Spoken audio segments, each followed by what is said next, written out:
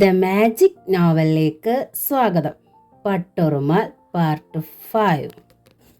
ഒരു തീജ്വാലയായി ആളിപ്പടരുകയാണ് ആസിയ. സർവ്വ നിയന്ത്രണങ്ങളും വിട്ട കൊടുങ്കാറ്റ് ആ ജ്വാലയെ ആളിപ്പടർത്തി. അവർ മുമ്പോട്ട് പാഞ്ഞു വന്നു. ഭ്രാന്തമായ അലർച്ചയോടെ വഹാബിൻ്റെ കരണത്താഞ്ഞടിച്ചു. നിങ്ങൾ എൻ്റെ കുഞ്ഞിനെ നശിപ്പിച്ചു, കൊല്ലു ഞാൻ. സ്തബ്ധനായി നിൽക്കുകയാണ് വഹാബ്. ഒട്ടും പ്രതീക്ഷിക്കാത്തൊരു മുഹൂർത്തമാണിത്. സമയം 3 ആയിട്ടുള്ളൂ. ഈ സമയത്ത് ആസിയ വരുമെന്ന് യാതൊരു പ്രതീക്ഷയും ഉണ്ടായിരുന്നില്ല. അതുകൊണ്ട് തന്നെ എന്താണ് ചെയ്യേണ്ടതെന്ന വികല്പം പോലെ വഹാബ് തറഞ്ഞു നിന്നതേയുള്ളൂ. ആസിയ അയാളുടെ ഷർട്ടിന്മേൽ കൂട്ടിപ്പിടിച്ച് ഒലച്ചു. ദുഷ്ട, നിങ്ങളുടെ തലയിൽ ഇടുത്തി വീഴും, ഇടുത്തി. ആസിയ. വഹാബ് നാവ് നൊട്ടി നനച്ച് ശബ്ദമുണ്ടാക്കാൻ ശ്രമിച്ചു. നടന്നതെന്തെന്ന് പറയാൻ. മിണ്ടരുത്. ആസിയയുടെ മിഴികൾ പൂർവാധികം കത്തിപ്പടർന്നു. ഷർട്ടിലെ പിടിവിട്ട അവർ തറയിൽ നിന്നൊരു കസേര വലിച്ചുയർത്തി. ഉമ്മ! പെട്ടെന്ന് വഹാബിന് പിന്നിൽ അകത്തെ വാതിലിനപ്പുറം അനീസയുടെ ഭീതിയാർന്ന സ്വരം. അരുതേ ഉമ്മ, അദ്ദേഹത്തെ ഒന്നും ചെയ്യല്ലേ. ആസിയ ബി സ്തംഭിച്ചു നിന്നു. കസേര ഉയർത്തിയ വടി അവർ കണ്ടു. തൻ്റെ മകളെ. അഴിഞ്ഞുലഞ്ഞ മുടി, ധൃതിയിൽ ധരിച്ചതുപോലൊരു ഹൗസ് കോട്ട്, അതിൻ്റെ സ്ഥാനം തെറ്റിയിട്ട ഹുക്കുകൾ, കരഞ്ഞു കലങ്ങിയ കണ്ണുകൾ. അതിൽ നിന്ന് ഒട്ടും വ്യത്യസ്തമായിരുന്നില്ല വഹാബിൻ്റെ ഭാവവും രൂപവും. ധരിച്ചിരുന്ന പാൻസും ഷർട്ടും ചുക്കിച്ചുളിഞ്ഞ് ചെളിയോ മണ്ണോ പറ്റി അലങ്കോലമായിരിക്കുന്നു. മുടി പാറിപ്പറന്നു. മുഖത്ത് ചോരയുടെ പാടുകൾ. ഇയാൾ എങ്ങനെ മുറിക്കുള്ളിൽ കയറി? ഇന്നലെ രാത്രി മുഴുവൻ അനീസയ്ക്ക് തലവേദനയുണ്ട്, കിടപ്പാണ്. ബാം പുരട്ടിക്കൊടുത്തു. പുലർച്ചെ ഒട്ടും കുറവ് കാണാത്തതിനാലാണ് കോളേജിൽ പോകണ്ട എന്ന് നിഷ്കർച്ചത്. 2 പാരസെറ്റമോൾ കഴിക്കാൻ കൊടുത്തു. എന്നിട്ടാണ് ഓഫീസിൽ പോയത്. അവിടെ ഇരുന്നിട്ടും സമാധാനം ലഭിച്ചില്ല. ഉച്ചയ്ക്ക് ഉണ്ണാൻ പോലും കഴിഞ്ഞില്ല. അത്യാവശ്യം ജോലികൾ പെട്ടെന്ന് തീർത്തിട്ട് ഓടി വരികയായിരുന്നു ആസിയ. മകളെ ഏതെങ്കിലും ഒരു ഡോക്ടറെ കാണിച്ച് മരുന്ന് വാങ്ങാൻ. വാതുക്കലെത്തിയപ്പോഴോ കേട്ടത് വഹാബിൻ്റെ സ്വരവും. ഇവിടെ നടന്നതൊന്നും ആരും അറിയണ്ടാന്ന്. സ്തംഭിച്ചുപോയി, മരവിച്ചുപോയി. ശരീരം മാത്രമല്ല, പ്രജ്ഞയും. ആ നിമിഷത്തിൽ വാതിൽ തുറന്നിറങ്ങി വന്ന വഹാബിൻ്റെ വേഷവും ഭാവവും ആസിയയിൽ കുത്തി നിറച്ചത് ഭ്രാന്ത്. കൊല്ലാൻ വെമ്പുന്ന ഭ്രാന്ത്, ചോര കുടിക്കാൻ ആവേശം കൊള്ളുന്ന ഭ്രാന്ത്. പക്ഷേ മകൾ പറഞ്ഞതെന്ത്? അദ്ദേഹത്തെ ഒന്നും ചെയ്യില്ലേന്ന്. ഇയാൾ അവൾക്ക് അദ്ദേഹമായോ? ഇത്രയ്ക്കടുത്തു ഇവർ തമ്മിൽ. അപ്പോൾ തലവേദനയെന്ന് അടിച്ച് മനഃപൂർവ്വം ഇവൾ സൗകര്യം കണ്ടെത്തിയതാണോ? എൻ്റെ മോളെ പാട്ടിലാക്കാൻ നോക്കരുത്. രജനെ ഉദ്ദേശിച്ച് അയാൾ വന്ന അന്ന് തന്നെ താൻ വിലക്കിയതാണ്. നിങ്ങളുടെ മകൾ അത് ആഗ്രഹിച്ചാൽ ഷുവർ, ഞാൻ നോക്കുക തന്നെ ചെയ്യും. അന്ന് അയാൾ തൻ്റെ മുഖത്തടിക്കും വിധം പറഞ്ഞ വാക്കുകൾ ചെവിയിൽ പെരുമ്പറയായി മുഴങ്ങുന്നത് ആസിയ അറിഞ്ഞു. പെണ്ണ് ശ്രമിച്ചാൽ ഇത്ര, അയാളെന്ന് തന്നെ പുച്ഛിച്ചു. അയാളുടെ വലയിൽ വീണത് രജനയല്ല, അനീസ, തൻ്റെ പൊന്നുമകൾ. അതിനാണ് അവൾ ഇന്ന് തലവേദനയെന്ന് പറഞ്ഞ് കള്ളം പറഞ്ഞത്. ഓഫീസിൽ വരാതെ അയാൾ ലാക്കിട്ട് ഇവിടെ വന്നു. ഇരുവരും പറഞ്ഞൊത്തുകൊണ്ട് തന്നെ തോൽപ്പിക്കാൻ വേണ്ടി അയാൾ തൻ്റെ മോളെ പറഞ്ഞ് പാട്ടിലാക്കി. ഒടുവിൽ അവളെ ഉയർത്തിപ്പിടിച്ച കസേര ആസിയയുടെ കയ്യിൽ നിന്ന് താഴെ വീണു. പെരുവിരലിൽ കൂടി തീക്കനൽ മുകളിലേക്ക് അരിച്ചു കയറുന്ന പ്രതീതി. ആസിയ മുൻപോട്ടാഞ്ഞു, വഹാബിനെ കടന്നകത്തേക്ക്. അവർ അനീസയെ പിടികൂടി. എടി നശിച്ചവളെ, കാലസന്തതി, നീ എന്താടി കാട്ടിയത്? കൊല്ലും നിന്നെ, ഇയാളെ ഞാൻ കൊല്ലും. ആസിയ ബീവി അനീസയ്ക്കിട്ടായി അടുത്ത പ്രയോഗം. കൈത്തലം എത്തുന്നിടത്തെല്ലാം അടി വീണപ്പോൾ അനീസ പൊളഞ്ഞു. ഉമ്മ, എന്നെ തല്ലാതുമ്മ, ഞാൻ പറയുന്നതൊന്ന് കേട്ടിട്ട്. സത്യമായി ഞാൻ. മിണ്ടരുത്, കൊന്നുകളയും ഞാൻ. ആസിയ ബീവി ആക്രോശിച്ചു. മാത്രമല്ല മകളുടെ മുഖമടച്ച് ആഞ്ഞൊരടിയും കൊടുത്തു. ഉമ്മോ! അനീസ നിലവിളിച്ചു. അവളുടെ പല്ലുകൾക്കിടയിൽ നിന്ന് ചോര വന്നു. ആസിയയെ കണ്ട നിമിഷം മുതൽ എല്ലാം സഹിച്ച് അതുവരെ നിൽക്കുകയായിരുന്നു വഹാബ്. ആസിയയുടെ ആക്രോശവും ഉപദ്രവവും എല്ലാം സഹിച്ച് ഒരേ നിൽപ്പ്. പക്ഷേ അനീസയുടെ വായിൽ നിന്ന് ചോര നിറം പുറത്തു വന്നതും വഹാബ് അകത്തേക്ക് വീണ്ടും കയറി ആസിയെ പിടിച്ചു മാറ്റാൻ ശ്രമിച്ചു. നിങ്ങൾ ഇതെന്ത് ഭ്രാന്താണ് ഈ കാട്ടുന്നത്? അയാൾ ചോദിച്ചു. പോടാ പോടാ. ആസിയ വഹാബിന് നേരെ വീണ്ടും ആക്രോശിച്ചു. അയാളെ തള്ളി മാറ്റി. രാക്ഷസീയമായ ഒരു ശക്തിയിൽ വഹാബ് പിന്നോക്കം ചെന്ന് ഫിത്തേമേൽ തട്ടി നിന്നു. അയാൾക്ക് നന്നേ വേദനിച്ചു. ഇത്രയും കാലം ഞാൻ ജീവിച്ചത് എൻ്റെ കുഞ്ഞുങ്ങൾക്ക് വേണ്ടിയാണ്. എൻ്റെ കുഞ്ഞുങ്ങളെ നല്ല രീതിയിൽ വളർത്തി വലുതാക്കാനായിട്ടാണ് ഞാൻ ഇത്രയേറെ കഷ്ടപ്പെട്ടത്. എല്ലാം നിങ്ങൾ തകർത്തു, എല്ലാം തകർത്തു. ആസിയ ഈറ്റ പുലിയെ പോലെ നിന്ന് ചീറി. ഞാൻ എന്ത് ചെയ്തെന്നാടി പുല്ലേ നീ പറയുന്നത്? വഹാബിൻ്റെ ദേഷ്യം കടന്ന് ആക്രമിച്ച് അന്ധനാക്കിയ നിമിഷത്തിൽ ചോദിച്ചു. അവർ ഒരന്യ സ്ത്രീയാണെന്നോ അവരുടെ വീടിനുള്ളിലാണ് താൻ നിൽക്കുന്നതെന്നോ അതിലുപരി അവർ തൻ്റെ മേലധികാരിയാണെന്നോ ഒക്കെ ഒരു നിമിഷത്തേക്ക് അയാൾ മറന്നു. അവരുടെ അതേ വീര്യം തന്നെ അങ്ങോട്ടും കാട്ടി വഹാബ് നിന്നു. എന്നിട്ട് വീണ്ടും ചോദിച്ചു, പറയടി, ഞാൻ എന്താ ചെയ്തത്? ഞാൻ തന്നെ പറയണമല്ലേ? പറയേ. ഞാനില്ലാത്ത തക്ക നോക്കി നിങ്ങൾ ഈ വീട്ടിൽ കയറി എൻ്റെ കുഞ്ഞിനെ നശിപ്പിച്ചു. ഉമ്മ! അനീസ നടുക്കത്തോടെ വിളിച്ചതും വഹാബിന്റെ കൈത്തലം ആസിയയുടെ കവിളിൽ പാഞ്ഞു പതിഞ്ഞതും ഒപ്പമായിരുന്നു. യു റാസ്കൽ, നിങ്ങൾ എന്നെ തല്ലി അല്ലേ? ആസിയ ബീവി ഒരു കൊടുങ്കാറ്റായി അയാളെ ആക്രമിക്കാൻ വീണ്ടും അടുത്തു. നില്ലടി അവിടെ! വഹാബ് വിരൽ ചൂണ്ടി. ആസിയ ബീവി നിന്നുപോയി. നീ മുൻപേ ചെയ്തതൊക്കെ ഞാൻ കയ്യും കെട്ടി നിന്ന് കൊണ്ടു. തിരിച്ചൊന്നും ചെയ്യാനോ തടയാനോ കഴിയില്ലാഞ്ഞിട്ടാണെന്ന് നീ കരുതി അല്ലേടി? നിങ്ങൾ മിണ്ടരുത്! വഹാബ് വീണ്ടും ആക്രോശിച്ചു. എൻ്റെ വീട്ടിൽ വന്നിട്ട് എന്നോട് കൽപ്പിക്കുന്നോ? അതേടി, തടയാമെങ്കിൽ തടഞ്ഞോടി! അജഞ്ചലനായി നിന്ന് വഹാബ് പറഞ്ഞു, തെല്ല് പരിഹാസത്തോടെ തന്നെ. ഞാൻ നിന്റെ മകളെ നശിപ്പിച്ചല്ലേ? ആസിയ ബീവി തുറച്ചു നോക്കി. എനിക്ക് മക്കളുണ്ടായിട്ടില്ല, ശരിയാണ്. അതുകൊണ്ട് മക്കളായി ആരെയും കരുതാൻ കഴിയില്ലെന്നും നീ കരുതുന്നു. വഹാബ് തുടർന്നു. ഒരിക്കലേ എൻ്റെ സ്വപ്നം പൂവണിഞ്ഞിരുന്നെങ്കിൽ ആ കുട്ടിക്ക് ഞാനാകുമായിരുന്നടി ബാപ്പ. വഹാബ് അനീസയെ ചൂണ്ടി. ആ സ്വരം വിറയാർന്നിരുന്നു. ഓഹോ, അപ്പോൾ ബാപ്പയുടെ സ്നേഹം കൊടുക്കാനായിരിക്കും ആരുമില്ലാത്ത തക്ക നോക്കി നിങ്ങൾ വന്നത്. ആസിയ പുച്ഛിച്ചു. നിനക്കങ്ങനെ ചിന്തിക്കാനേ കഴിയൂ. നിന്റെ രീതി അതാണ്, തെറ്റായ രീതി. നിങ്ങൾ എന്നെ പഠിപ്പിക്കണ്ട, എല്ലാം എനിക്കറിയാം. പക്ഷേ ഒന്നോർത്താൽ നന്ന്. ഒരിക്കൽ ഞാൻ പറഞ്ഞതാണ്, അന്ന് നീ എന്നെ ആട്ടി. എന്നാലും ഒരിക്കൽ കൂടി പറയുന്നു, നിന്റെ 2 മക്കളും പ്രായമായെന്ന് നീ അറിയണമെന്ന്. ഭ! ആസിയ വീണ്ടും ആട്ടി. എൻ്റെ മക്കളുടെ പ്രായം അറിയിക്കാൻ വന്നിരിക്കുന്നോ താൻ? ഇറങ്ങടോ വെളിയിൽ! ഉമ്മ, അദ്ദേഹം എന്നെ... അനീസ വീണ്ടും പറയാനാഞ്ഞു. ചീ, നിന്റെ ഒരു അദ്ദേഹം!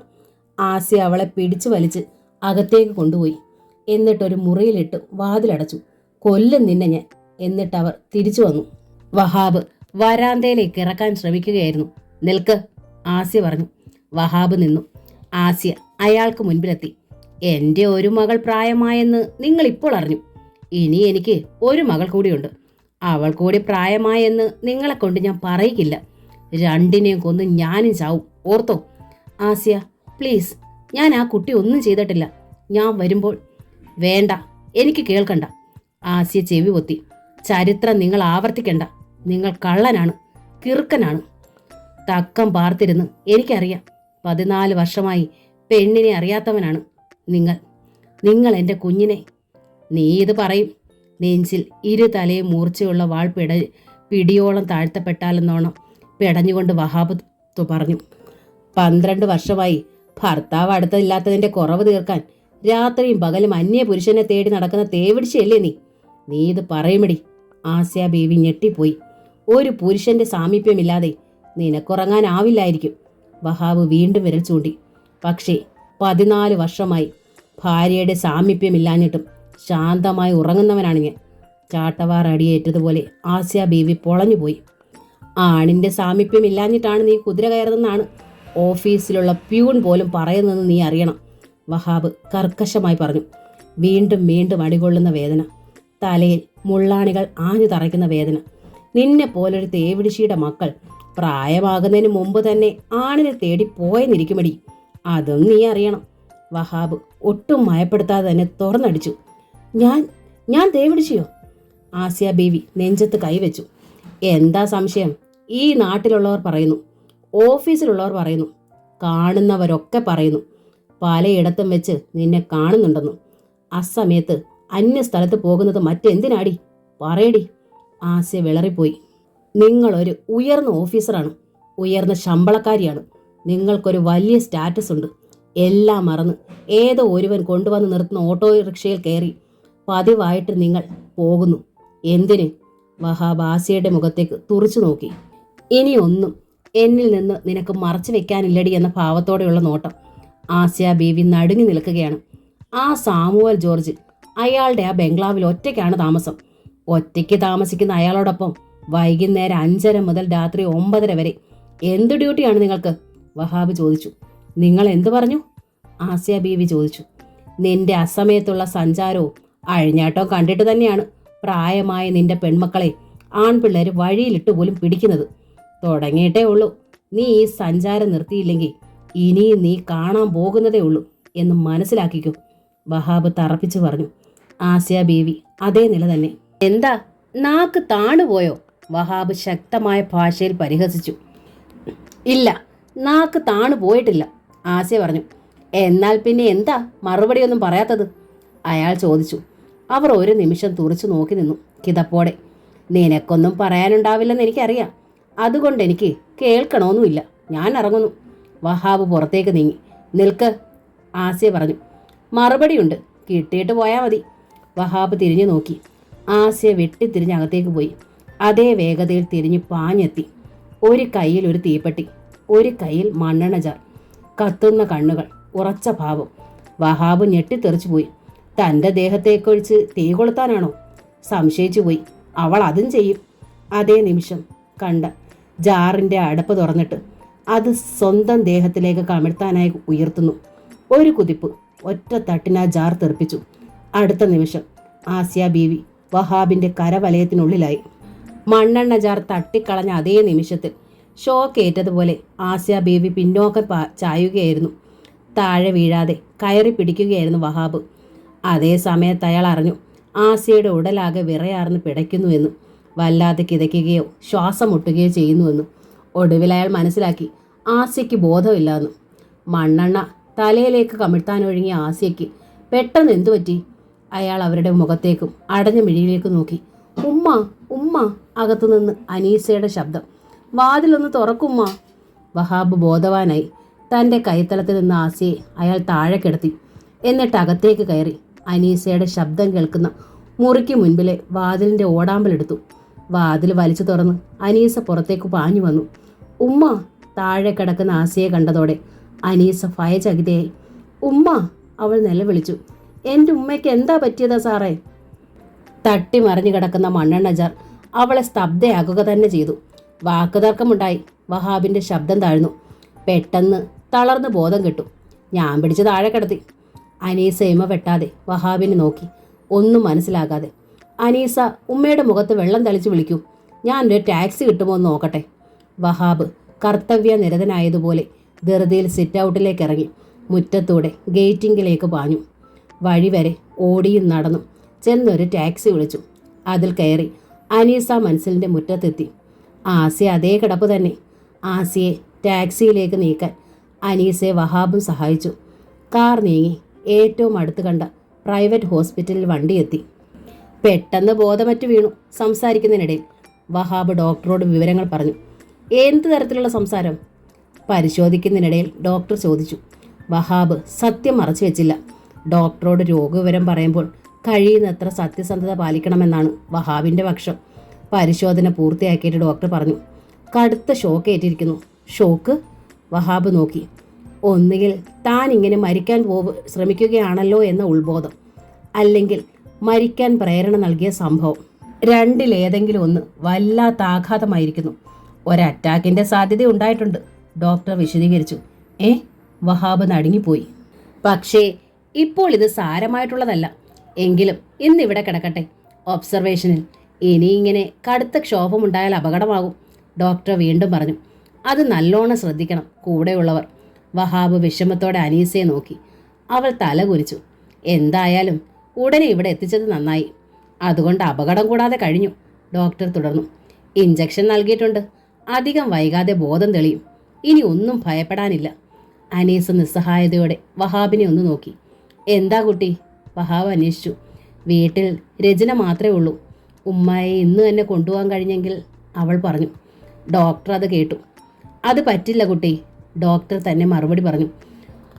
ഒരറ്റാക്കിൻ്റെ ലക്ഷണം ഉണ്ടായി എന്ന് ഞാൻ പറഞ്ഞല്ലോ. അതിനിയും ഉണ്ടായിക്കൂടാന്നില്ല. രാത്രിയിലോ മറ്റോ ആയാലോ? അനീസ ഭയന്നു. ബോധം വീണ് കഴിഞ്ഞാലേ നോർമൽ കണ്ടീഷനിൽ ആ സ്ത്രീയുടെ ബിഹേവിയർ എന്താകുമെന്ന് അറിയാനാവും. ആഘാതം ഇനിയും മനസ്സിൽ ബാക്കി കിടക്കുന്നുണ്ടെങ്കിലോ? അത്തരം ഓർമ്മകൾ ഇല്ലാതാകാൻ ഈ അന്തരീക്ഷമാണ് കുട്ടി നല്ലത്. പിന്നെ ഞങ്ങൾ ഡോക്ടേഴ്സ് ഇവിടെ ഉണ്ടല്ലോ. അനീസ മിണ്ടിയില്ല. അവളുടെ മിഴികൾ മെല്ലെ തുളുമ്പുകയായിരുന്നു. ഓക്കെ ഡോക്ടർ, വഹാബ് പറഞ്ഞു. അവർക്ക് പൂർണ്ണമായും സുഖപ്പെട്ടിട്ട് ഡിസ്ചാർജ് ചെയ്താൽ മതി, വഹാബ് അനീസയോട് പറഞ്ഞു. രജനയ്ക്ക് കൂട്ടായിട്ട് ചേട്ടത്തിയോട് നിൽക്കാൻ ഞാൻ പറയാം, പോരെ? മതി സാർ. എന്തെങ്കിലും ഇങ്ങോട്ട് കൊണ്ടുവരേണ്ടതുണ്ടെങ്കിൽ പറയൂ, ഞാൻ കൊണ്ടുവരാം. അത് അനീസ മടിച്ചു. വരൂ. അവളുമായി റൂമിന് പുറത്തേക്ക് ഇറങ്ങിയിട്ട് വഹാബ് പറഞ്ഞു, മടിക്കേണ്ട കുട്ടി, എന്നോട് പറഞ്ഞോളൂ. ഇപ്പോൾ വഹാബിൻ്റെ മുഖത്ത് നേരിയൊരു പുഞ്ചിരി ഉണ്ടായി. ഒരടി തന്നപ്പോൾ ബാപ്പ തല്ലിയതാണെന്നേ കരുതിയോളെന്ന് പറഞ്ഞില്ലേ, അതേപോലെ ബാപ്പയോട് പറയുകയാണെന്നേ തന്നെ അനീസ കരുതിക്കോളൂ. അനീസയുടെ മുഖത്ത് നേരിയ ലജ്ജയുണ്ടായി, ചമ്മലും. അനീസയുടെ ഒരശ്രദ്ധയുടെ ഫലമാണിതല്ല, വഹാബ് പുഞ്ചിരിയോടെ തന്നെ പറഞ്ഞു. അവൾ അയാളുടെ മുഖത്തേക്ക് നോക്കി. പിന്നാമ്പുറത്തെ വാതിലടച്ച് കുറ്റിയിടാൻ ശ്രദ്ധിച്ചിരുന്നെങ്കിലോ? അവൾ കുറ്റവാളിയെപ്പോലെ നിന്നു. സാരമില്ല, ഒറ്റയ്ക്ക് വീട്ടിലുള്ള പെൺകുട്ടികൾ അതീവ ജാഗ്രതരായിരിക്കണം. എല്ലാ വാതിലും തന്നെ ചെക്ക് ചെയ്യണം. അപരിചിതരായാലും പരിചിതരായാലും അനാവശ്യമായി ആരും അകത്ത് കടക്കാൻ പഴുതുണ്ടാക്കരുത്. എന്നും ഉമ്മ ഇതൊക്കെ ഓരോന്നായി പറഞ്ഞു തന്നിട്ടാണ് പോകാറ്. എന്നും ഞാനതൊക്കെ ശ്രദ്ധിക്കുകയും ചെയ്യും. പക്ഷേ ഇന്ന് എങ്ങനെയോ അനീസ നിർത്തി. ആ, ഇനിയെങ്കിലും ശ്രദ്ധിച്ചു കൊള്ളണം. ഇനി ഞാൻ പോവുകയാണ്. അനീസയുടെ ഉമ്മ ഉണരുമ്പോൾ എൻ്റെയും മുഖം കണ്ടാൽ ഉടൻ തന്നെ അടുത്ത അറ്റാക്ക് ഉണ്ടാവും. അതുകൊണ്ട് വേണ്ട, ഞാൻ നിൽക്കുന്നില്ല. അനീസ തലയാട്ടി. പോകാൻ തിരിഞ്ഞ് 1-2 അടി നിന്നിട്ട് വീണ്ടും തിരിച്ചു വന്ന് വഹാബ് ചോദിച്ചു, എന്താവശ്യമുണ്ടേലും പറയാൻ മടിക്കല്ലേ കുട്ടി, പണമോ മറ്റോ ആയാലും. അവൾ തലയാട്ടി സമ്മതിച്ചു. പറയാം. വഹാബ് ഇറങ്ങി. നടക്കുമ്പോൾ അയാൾ ഓർത്തു, എന്ത് ആയാലും ഇന്ന് രാവിലെ ഡോക്ടർ മദൻമോഹനെ കണ്ടത് എത്ര നന്നായി. അതുകൊണ്ടാണ് ഓഫീസിൽ കയറാതെ വീട്ടിലേക്ക് തിരിച്ചത്. അതുകൊണ്ട് ഒരു സർവനാശത്തിൽ നിന്ന് ആ പെൺകുട്ടിയെ രക്ഷിക്കാൻ കഴിഞ്ഞു. വഹാബിന് ഒരുപാട് സന്തോഷം തോന്നി. വഹാബിൻ്റെ പോക്ക് നോക്കിക്കൊണ്ട് നിന്നു അനീസ. ആ മനുഷ്യൻ സമയത്ത് വന്നില്ലായിരുന്നെങ്കിലെങ്കിൽ റബ്ബേ, ഓർക്കാൻ പോലും വയ്യ. ആ മൃഗം തന്നെ കടിച്ചു കീറി കുടയുമായിരുന്നു. കീഴ്പ്പെടുമെന്ന് തോന്നിയ അവസാന നിമിഷത്തിൽ തോന്നിയതാണ് എങ്ങനെ അവനെ കൊല്ലണമെന്ന്. അതിനുള്ള പഴുതു നോക്കുമ്പോഴാണവൻ വഴങ്ങാത്തതിന് തൻ്റെ കർണത്തടിച്ചത്. അപ്പോഴാണ് അതുവരെ കടിച്ചു പിടിച്ച് നിർത്തിയിരുന്ന നിയന്ത്രണം വിട്ട് നിലവിളിച്ചു പോയത്. ആ നിലവിളി രക്ഷാ കവചമായി. പടച്ചവനയച്ച രക്ഷകനായി വഹാബ് സാർ എത്തി. ആ ഗൗരവം, ആധികാരിക ഭാവം, ഉപദേശം അനീസയ്ക്ക് ഇഷ്ടമായി. അവൾ ബാപ്പയെ ഓർത്തു. ബാപ്പ ഉപദേശിക്കേണ്ട സ്ഥാനത്ത് അന്യനൊരാൾ. ഒറ്റയ്ക്ക് വീട്ടിലിരിക്കുന്ന പെൺകുട്ടികൾ അതീവ ജാഗ്രതയായിരിക്കണം. എല്ലാ വാതിലും ചെക്ക് ചെയ്യണം. താനും എന്നും ആ ഒരു ജാഗ്രത പാലിച്ചിരുന്നു. പക്ഷേ കുറേ ദിവസമായി ഒന്നിനും കഴിഞ്ഞിരുന്നില്ലല്ലോ. തലയ്ക്കുള്ളിൽ പെരുപ്പായിരുന്നു. തലവേദനയെന്ന് ഉമ്മയോട് കള്ളം പറഞ്ഞു. ബോബി കോളേജ് വന്നില്ല. ആ മുഖം ഒരു നോക്ക് കാണാതെ, ആ ശബ്ദം ഒന്ന് കേൾക്കാതെ എത്ര ദിവസം? ഭ്രാന്ത് പിടിക്കുമെന്ന് തോന്നിപ്പോകുന്നു. പിരിയാമെന്ന് പറഞ്ഞു. ഭ്രാന്തമായ ഈ ഓർമ്മകളും വികാരങ്ങളും നെഞ്ചു നിറഞ്ഞു പൊട്ടാൻ നിൽക്കവേ എങ്ങനെ പിരിയാമെന്നാണ്?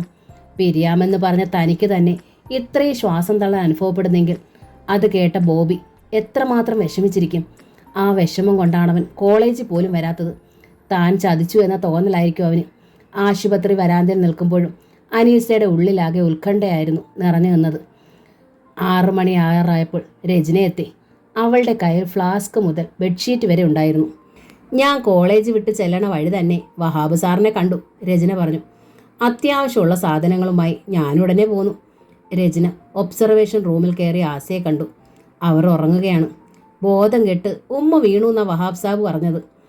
എന്താ താത്ത ഉമ്മ വീഴാൻ കാരണം? രജനയ്ക്ക് ആകെ ഭയമായി. അനീസ അവളുടെ മുഖത്തേക്ക് നോക്കി. സുബൈറിനെ കുറിച്ചെങ്ങാണം ആരെങ്കിലും പറഞ്ഞ് ഉമ്മ അറിഞ്ഞോ താത്ത? അവളുടെ ഭയം അതാണ്. അനീസ പിന്നെ നിഷാദാർത്ഥത്തിൽ തലയാട്ടി. പിന്നെ അറിയില്ല, അറ്റാക്ക് പോലെയാണെന്നാണ് ഡോക്ടർ പറഞ്ഞത്. അനീസ അനിയത്തിയിൽ നിന്ന് സത്യം മറച്ചു വെച്ചു. തെല്ല് നേരം കഴിഞ്ഞാണ് രചന പറഞ്ഞത്, ഞാനിന്ന് ആ ബോബിയെ കണ്ടു താത്ത. അനീസയുടെ മനസ്സ് കുത്തി. അവൾ അനിയത്തെ പിടിച്ചുലച്ചു. എപ്പോൾ? എവിടെ വെച്ച്? എന്നിട്ട് എന്തു പറഞ്ഞു? എന്താണ് ഇത്രയും ദിവസമായിട്ടും വരാത്തത്? രചന താത്തയുടെ ആവേശവും ഉത്കണ്ഠയും സങ്കടവും അപ്പാടെ ഉൾക്കൊള്ളുകയായിരുന്നു. ഒരു നിമിഷം കഴിഞ്ഞേ അവൾ മറുപടി പറഞ്ഞുള്ളൂ. ആൾ വലിയ സങ്കടത്തിലാണ്. ദീക്ഷയൊക്കെ വളർന്ന് വല്ലാത്തൊരു ഭാവത്തിൽ. എന്നെ കണ്ടിട്ട് മിണ്ടിയതേയില്ല. ഞാൻ വിളിച്ചിട്ട് നിന്നതുമില്ല താത്ത. വല്ലാണ്ട് പിണങ്ങിയിട്ടുണ്ട്. അതാ. അനീസയുടെ കണ്ണുകൾ തുളുമ്പിപ്പോയി. ഒരുപാട് സ്നേഹിച്ചിട്ട് ഒരു ദിവസം പിരിയാമെന്ന് പറയുമ്പോൾ ആർക്ക് സഹിക്കാനാവില്ല താത്ത, രചന പറഞ്ഞു. ആ ബോബി വെറും പാവമാണ്. താത്ത എന്ന് വെച്ചാൽ ജീവനാണെന്ന് എനിക്കറിയാം. ആ മനുഷ്യൻ്റെ സ്നേഹം കണ്ട് കൊതിച്ചിട്ടാണ് സുബൈറിൻ്റെ മുൻപിൽ ഞാനും പെട്ടെന്ന് വീണുപോയത്. അനീസ കരച്ചിൽ പൊട്ടാതിരിക്കാൻ ചുണ്ട് കൂട്ടിക്കടിച്ചു പിടിച്ചു. താത്ത, ആ മനുഷ്യനെ ഒന്ന് കാണണം, എപ്പോഴെങ്കിലും കാണണം, അതാണ് നല്ലത്. അനീസയ്ക്ക് തോന്നി തൻ്റെ ഞരമ്പുകൾ അപ്പാടെ വലിഞ്ഞു മുറുകുകയാണെന്ന്. 4 ദിവസം ആസിയ ബീവി ഹോസ്പിറ്റലിൽ കിടന്നു. അഡ്മിറ്റ് ചെയ്യാൻ പോയതൊഴിച്ചാൽ വഹാബ് പിന്നെ അങ്ങോട്ട് പോയതേയില്ല. താടകാവതാരം 2-3 ദിവസമായിട്ടില്ലല്ലോ, എന്തു പറ്റി? കനകമ്മാൾ ചോദിച്ചു. അസുഖമായി ഹോസ്പിറ്റലിലാണ്, ഹെഡ് ക്ലർക്ക് നാരായണൻ പറഞ്ഞു. DMOയ്ക്ക് ഫോൺ വന്നിരുന്നു. നന്നായി, 5-6 ദിവസം കൂടി ഹോസ്പിറ്റലിൽ കിടക്കട്ടെ, അത്രയും സൗകര്യം കിട്ടുമല്ലോ ഈ ഓഫീസിന്, ദേവകി പറഞ്ഞു. വല്ലാത്തൊരാസ്വാരസ്യം തോന്നി വഹാബിന് അത് കേട്ടപ്പോൾ. സ്വയം അയാൾ അറിഞ്ഞു, ആശയെക്കുറിച്ച് മോശമായി ആരെന്തെങ്കിലും പറയുന്നത് തന്നെ വിഷമിപ്പിക്കുമെന്നു. സുഖമുള്ളൊരു ഓർമ്മയായിരുന്നു 21 വർഷം അവരീ നെഞ്ചിൽ. ആരിഫയോടൊത്ത് കഴിയുമ്പോൾ പോലും ഒന്നാ ദേഹത്ത് തൊട്ടിട്ട് പോലും ഉണ്ടായിരുന്നില്ല. എന്നാൽ കഴിഞ്ഞ ദിവസം ആ ശരീരം ഈ നെഞ്ചോട് അമർത്തി പിടിച്ചു. ഒരു നിമിഷത്തേക്ക്. അതും ഒരു സുഖമുള്ളൊരു ഓർമ്മയാണോ തനിക്ക്? അവളിൽ എന്തെല്ലാം ചീത്ത വശങ്ങളുണ്ടായാലും തൻ്റെ മനസ്സ് അവൾക്ക് മാപ്പ് കൊടുക്കുകയാണോ? ഒരു സന്ധ്യ വെറുതെ ഇരുന്നപ്പോൾ പടച്ചവനോട് തേടി 2 കൈകളും ഉയർത്തി പ്രാർത്ഥിച്ചു. അപ്പോൾ ആരിഫയുടെ മുഖം മുൻപിൽ. അവൾക്ക് വേണ്ടി പ്രാർത്ഥിക്കണോ? അവളുടെ അസുഖം ഭേദമാകണേന്ന്. ഈ നെഞ്ചിൽ അവളുടെ ഹൃദയ താളങ്ങളില്ലേ? ഈ ചെവിയിൽ അവളുടെ നിമന്ത്രണങ്ങളും നിസ്വനങ്ങളും ഇല്ലേ? അത്തറിൻ്റെ മണമുള്ള ഉടലിൻ്റെ ഗന്ധം ഇപ്പോഴും തനിക്ക് ചുറ്റും പരക്കുന്നില്ലേ? പടച്ച തമ്പുരാനെ, വഹാബിൻ്റെ മിഴികൾ മേൽപോട്ടായി. 2 കരങ്ങളും മുൻപോട്ട് നീണ്ടു. ആരിഫയ്ക്ക് സുഖമേകണേ തമ്പുരാനെ, അവളെ ഇങ്ങനിട്ട് കഷ്ടപ്പെടുത്തല്ലേ. ഒന്നുകിൽ അവളിൽ കൃപയുണ്ടായി പഴയ ആരിഫയാക്കി എനിക്ക് തിരിച്ചു തരണേ, അല്ലെങ്കിൽ അവളെ അവിടേക്ക് തിരിച്ചെടുക്കാൻ കൃപയുണ്ടാകണേ ഇലാഹി. പറഞ്ഞ് അവസാനിക്കുമ്പോൾ വഹാബിൻ്റെ അതരങ്ങൾ വിറകൊള്ളുകയായിരുന്നു. ഇമകൾ അടഞ്ഞപ്പോൾ 2 നേർമണി മുത്തുകൾ അടർന്നു വീണു. 2-3 നിമിഷം അതേ ഇരിപ്പിലിരുന്നു പോയി. എണീക്കുമ്പോൾ കൽബിനുള്ളിൽ എന്തെന്നില്ലാത്തൊരു വേദന ചുരമാന്തുന്നുണ്ടായിരുന്നു. ഒറ്റപ്പെടലിൻ്റെ വേദനയാണോ? തലയിൽ നിന്ന് ടവലെടുത്ത് തിരിയുമ്പോഴാണ് ശ്രദ്ധിച്ചത്. വരാന്തയിൽ ഒരു നിഴൽ. ആരാ അവിടെ നിൽക്കുന്നുണ്ടല്ലോ? ആരാണത്? വഹാബ് ചോദിച്ചു. നിഴൽ രൂപം വെളിച്ചത്തിലേക്ക് നീങ്ങി നിന്നു. വരാന്തയിൽ ആസിയ ബീവി. വഹാബ് വരാന്തയിലെ ലൈറ്റ് ഇട്ടു. എന്നിട്ട് ഇറങ്ങിച്ചെന്നു. ഡിസ്ചാർജ് ചെയ്ത് വീട്ടിൽ വന്നിട്ടും വിശ്രമത്തിലായിരുന്നു ആസിയ. ഓഫീസിലെ സ്റ്റാഫിൻ്റെ ആഗ്രഹം പോലെ തന്നെ. ഇപ്പോഴെന്തിന് ഇങ്ങോട്ട് വന്നു? ഈ ശത്രുപാളയത്തിലേക്ക്? ആ ഒരു ചിന്തയോടെയാണ് വഹാബ് അവർ ശ്രദ്ധിച്ചത്. ആളിനൽപ്പം ക്ഷീണമുണ്ട്, മുഖത്തിന് വാട്ടവുമുണ്ട്. എങ്കിലും ആ തലയെടുപ്പ് അതുപോലെ തന്നെ, ഗൗരവഭാവം തന്നെ. സാരിത്തുമ്പ് കൊണ്ട് മൂടി മറച്ചിരിക്കുന്നു. എന്താ? അവർ തൻ്റെ മേലുദ്യോഗസ്ഥയാണെന്ന് വഹാബ് തൽക്കാലം അങ്ങ് മറന്നു. അതുകൊണ്ട് ഗൗരവത്തിലായിരുന്നു ചോദ്യം. ഹോസ്പിറ്റലിൽ കുറേ പണം ചെലവഴിച്ചെന്ന് മോൾ പറഞ്ഞു. ആസിയും ഗൗരവത്തിൽ തന്നെയായിരുന്നു. ആ തുക എത്രയാണെന്ന് പറഞ്ഞാൽ തരാമായിരുന്നു. എത്രയെന്ന് ഞാൻ കണക്ക് നോക്കിയിട്ടില്ല, വഹാബ് പറഞ്ഞു. എന്ന് വെച്ച് തരാതിരിക്കണ്ട. ഏതാണ്ടൊരു കണക്കനുസരിച്ച് ഇഷ്ടമുള്ള തുക തന്നോളൂ. ഒരു കട ഉണ്ടാക്കി വെച്ച് ബന്ധം പുതുക്കാനോ ബുദ്ധിമുട്ടുണ്ടാക്കാനോ ഞാൻ ഇഷ്ടപ്പെടുന്നില്ല, വഹാബ് തുടർന്നു. തുക എത്രയാണെന്ന് വെച്ചാൽ ആ പണിക്കാരിയുടെ കയ്യിൽ കൊടുത്തുവിട്ടാൽ മതിയായിരുന്നല്ലോ. നിങ്ങളോട് ക്ഷമ പറയാൻ വേണ്ടിയാണ് ഞാൻ തന്നെ വന്നത്. ആസിയയുടെ ഗൗരവം അപ്പോൾ തെല്ലു കുറഞ്ഞു.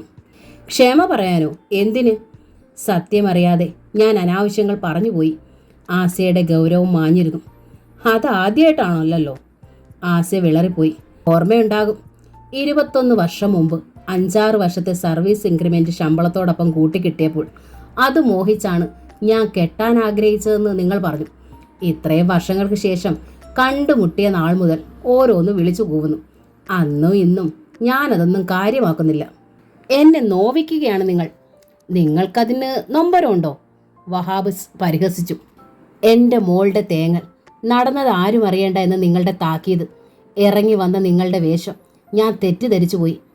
എൻ്റെ അടങ്ങാത്ത കാമം ഞാൻ നിൻ്റെ മകളിൽ തീർത്തുവെന്ന് അല്ലേ? വഹാബ് പുച്ഛത്തിൽ ചോദിച്ചു. ആസിയ മറുപടി പറഞ്ഞില്ല.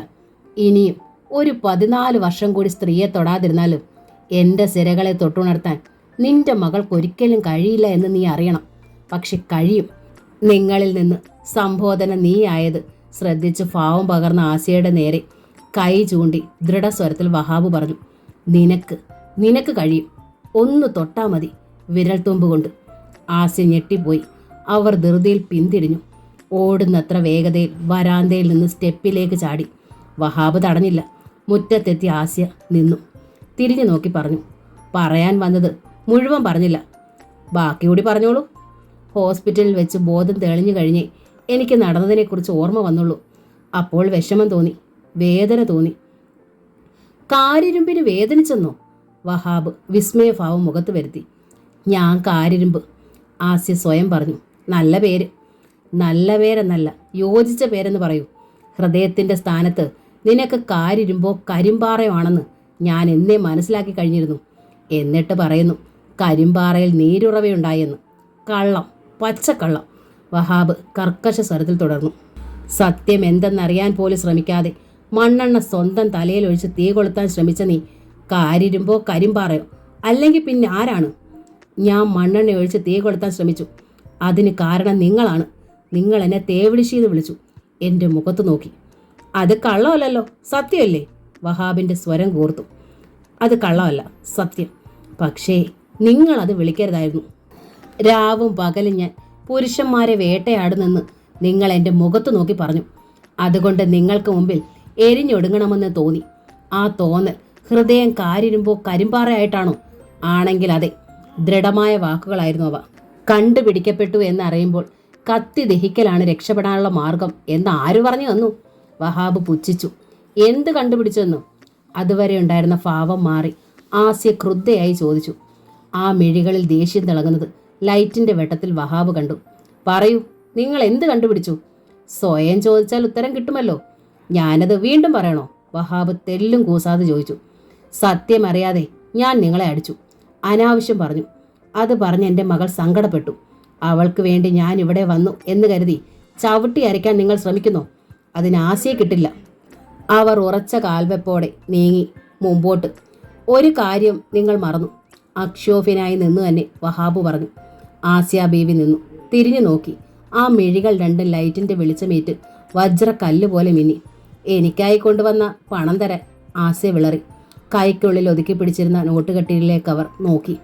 പിന്നെ തികട്ടി വന്ന രോഷത്തോടെ അവർ ആ നോട്ടുകൾ അയാൾക്ക് മുൻപിൽ വരാന്തയിലേക്കിട്ടു. ഇതാ നിങ്ങളുടെ പണം, പറഞ്ഞിട്ടവർ വീണ്ടും മുൻപോട്ടേക്ക് തന്നെ നീങ്ങി. പണം ഒഴുകി വരാൻ പല മാർഗങ്ങളുള്ള നിങ്ങളെ സംബന്ധിച്ചിടത്തോളം 10 പൈസയുടെ പോലും സഹായം ചെയ്യേണ്ട ആവശ്യമില്ലാത്തത് കൊണ്ടാണ് ഞാനിത് ചോദിച്ചു വാങ്ങിയത്, വഹാബ് തെല്ലുറക്കെ പറഞ്ഞു. ആസ്യ വീണ്ടും നിന്നു, തിരിഞ്ഞു നോക്കാതെ.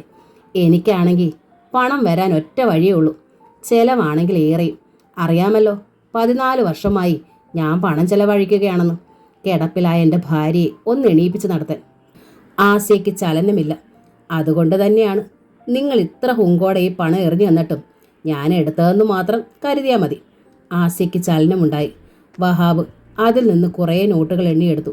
ബാക്കിയുമായി മുറ്റത്തേക്ക് ഇറങ്ങി. ഗേറ്റെങ്കിലെത്തിയിരുന്നു ആസ്യ. നിൽക്ക്, അയാൾ വീണ്ടും പറഞ്ഞു. ആസ്യ അപ്പോഴും നിന്നു. വഹാബ് അടുത്ത് ചെന്ന് അഭിമുഖമായി നിന്നു. ആസ്യയുടെ മുഖത്തേക്ക് നോക്കി. വലിഞ്ഞു മുറുകിയ ഭാവം. പില്ലർ ലാമ്പിൻ്റെ വെളിച്ചത്തിൽ ആ ഭാവം വഹാബും കണ്ടു. ഇതാ ഞാൻ ചെലവഴിച്ചതെടുത്തിട്ടുണ്ട്. പണത്തിന് ആവശ്യമുണ്ടെങ്കിലും നിങ്ങൾ സമ്പാദിച്ച പണം എനിക്ക് ആവശ്യമില്ല. നിങ്ങളുടെ അത്രേ ഹുങ്കില്ലാത്തത് കൊണ്ടാണ് ഈ പണം നിങ്ങളുടെ മുൻപിലേക്ക് വലിച്ചെറിയാത്തതെന്ന് മാത്രം കണക്കാക്കിയാൽ മതി. ആസ്യയുടെ കൈത്തല നീണ്ടു. വഹാബ് പണം ആ കയ്യിൽ വെച്ച് കൊടുത്തു. പിന്നെ തിരിഞ്ഞു നടന്നു. വരാന്തയിലേക്ക് കയറി. തിരിഞ്ഞു നോക്കുമ്പോൾ കണ്ടു അനീസ മൻസിലിൻ്റെ ഗേറ്റ് കടന്ന് അകത്തേക്ക് നീങ്ങുന്ന ആസ്യയെ. വഹാബ് അപ്പോഴും പുഞ്ചിരിച്ചതേ ഉള്ളൂ. ഉള്ളിലോർത്തു, വന്നപ്പോൾ എത്ര ശാന്തമായിരുന്നു. എത്ര പെട്ടെന്നാണ് ആ ഭാവം മാറിയത്. അവളുടെ ഭർത്താവ് അടുക്കാത്തതിനും കാരണം ഇതൊക്കെ തന്നെയാവാം. ഒരു പക്ഷേ സ്വൈര്യ ജീവിതത്തിനായി അവൾ അകറ്റിയതുമാകാം. പിറ്റേ ദിവസം അനീസയെ കണ്ടു. അനീസ മാത്രമല്ല, രജനിയും ഉണ്ടായിരുന്നു. സന്ധ്യയ്ക്ക് അവർ എങ്ങോട്ടോ പോകുന്നു. എതിരെ വരികയായിരുന്നു വഹാബ്. അന്നത്തെ സംഭവത്തിന് ശേഷം അനീസയെ ആദ്യമായി കാണുകയായിരുന്നു. എന്തെങ്കിലും ചോദിക്കണോ വേണ്ടേ എന്നൊന്ന് സംശയിച്ചു. പിന്നെ വേണ്ടാന്ന് തന്നെ ഉറപ്പിച്ചു. കടന്നു പോകാനാണ് ശ്രമിച്ചത്. സർ, അനീസ പക്ഷേ വിളിച്ചു. വഹാബ് നിന്നു. കഴിഞ്ഞ ദിവസം ഉമ്മ സാറിൻ്റെ അടുത്ത് വന്നിരുന്നല്ലോ, എന്താ ഉണ്ടായത്? വഹാബ് ഗൗരവത്തിൽ നോക്കി. അങ്ങോട്ട് വന്നപ്പോൾ കണ്ട മുഖമായിരുന്നില്ല തിരികെ വന്നപ്പോൾ. സങ്കടപ്പെട്ടതുപോലെ തോന്നി. സങ്കടമോ? വഹാബ് നെറ്റി വിളിച്ചു. എൻ്റെ മുൻപിലേക്ക് പണം എറിഞ്ഞു തന്നതിൽ പശ്ചാത്താപം തോന്നിയിരിക്കും. എറിഞ്ഞു തന്നോ? അനീസയുടെ ഉമ്മയ്ക്ക് ഇത്തിരി അഹന്ത കൂടുതലുണ്ട്. ഒരു സ്ത്രീക്ക് ഇത്ര പാടില്ല, തറപ്പിച്ച് പറഞ്ഞു വഹാബ്. എന്താണിത്താ? രചന ചോദിച്ചു. ഒന്നുമില്ല, നീ മിണ്ടാതിരിക്കുക. അനീസ അനിയത്തിയെ ശാസിച്ചു. നിങ്ങൾ ഈ സന്ധ്യയ്ക്ക് എങ്ങോട്ടാ? ഇത്രയും സമയമായിട്ടും ചേട്ടത്തിയെ കണ്ടില്ല. ഒന്ന് അന്വേഷിക്കാമെന്ന് കരുതി. ഒറ്റയ്ക്കിരിക്കാൻ എനിക്കിപ്പോൾ വല്ലാത്ത ഭയമാ. ഉമ്മ വന്നില്ലേ? ഇല്ല. എന്താ, എവിടെ പോയി? അതോ? അനീസ പരുങ്ങല്ലായി. എവിടെയോ പോയി. എന്തെങ്കിലും അത്യാവശ്യം ഉണ്ടാകും. മിക്കപ്പോഴും വൈകിയാണല്ലോ വരാറ്. വഹാബ് മനഃപൂർവ്വം തന്നെ ചോദിച്ചു. അത് വല്ല അത്യാവശ്യവും കാണുമായിരിക്കും. അനീസ് ധൃതിയിൽ മുമ്പോട്ട് നടന്നു. വാടി, അനിയത്തിയെ നോക്കി വിളിച്ചു. വഹാബ് നേരിയ ചിരിയോടെ മുമ്പോട്ട് നടന്നു.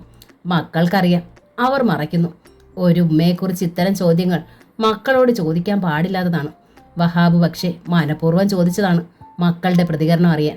വഹാബ് ഗേറ്റിങ്കൽ തന്നെ കാത്തുനിന്നു. അനീസയും അനിയത്തിയും തിരിച്ചു വരും വരെ. ഇരുട്ട് ചേക്കേറാൻ ആരംഭിക്കുന്നു. അവർ തിരിച്ചു വന്നു. ചേട്ടത്തി കൂടെയില്ല. എവിടെ ചേട്ടത്തി? വഹാബ് ചോദിച്ചു. ചേട്ടത്തിയുടെ ഭർത്താവിന് വലിവ് കൂടുതലാ, അതാ വരാത്തത്. ഭീതി പൂണ്ട മുഖത്തോടെ, അതിലേറെ നിസ്സഹായതയോടെ അനീസ നോക്കി. ഭയപ്പെടേണ്ട, അനീസയുടെ ഉമ്മ വരും വരെ ഞാൻ ഈ ഗേറ്റിങ്കിലുണ്ടാവും, പൊയ്ക്കോളൂ. അനീസയ്ക്ക് എന്തെന്നില്ലാത്തൊരാശ്വാസം. നന്ദി സ്ഫുരിക്കുന്ന മുഖത്തോടെ അവൾ നോക്കി. വഹാബ് മന്ദഹാസത്തോടെ തലയാട്ടി. ഇരുവരും അകത്തേക്ക് പോയി. രാത്രി 9:30 ഓട്ടോറിക്ഷ വന്നു. വഹാബ് പില്ലറിന് മറഞ്ഞു നിന്നു. ആസിയ അകത്തേക്ക് പോയിട്ടേ അയാൾ തൻ്റെ വീടിനുള്ളിലേക്ക് കയറിയുള്ളൂ. രാവിലെ രചനയും അനീസയും കോളേജിലേക്ക് പോകാൻ ഒരുങ്ങുകയാണ്. ആസിയയ്ക്ക് അസുഖം തുടങ്ങിയിട്ട് അനീസ ആദ്യമായിട്ടാണ് കോളേജിലേക്ക് പോകാൻ ഒരുങ്ങുന്നത്. അവൾ വല്ലാതെ ഭയന്നു പോയിരുന്നു. പകൽ ഉമ്മയെ ഒറ്റയ്ക്കാക്കിയിട്ട് പോകാൻ അവൾ ഭയന്നു. നല്ലവണ്ണം സൂക്ഷിക്കണം, മനസ്സിന് വിഷമം തട്ടുന്ന ഒന്നും ഉണ്ടാവരുത് എന്ന് ഡോക്ടർ പ്രത്യേകം പറഞ്ഞിരുന്നു. ഇന്നലെ ആസിയ ഓഫീസിൽ പോയി. അനീസ വീട്ടിലിരുന്നു. കൂടെ ഓഫീസിലേക്ക് വിളിച്ചു. ഉമ്മയ്ക്ക് ഒന്നുമില്ല മോളെ, I am all right. Asiya മകളെ ഓരോ തവണയും സമാധാനിപ്പിച്ചു. എന്നിട്ടും അനീസ ഭയന്നു. ഉമ്മയ്ക്ക് എന്തെങ്കിലും സംഭവിച്ചു പോയാൽ? അവൾ കോളേജിൽ പോകാൻ തന്നെ ഭയന്നു. എന്നാൽ പോകാതിരിക്കാനും വയ്യ.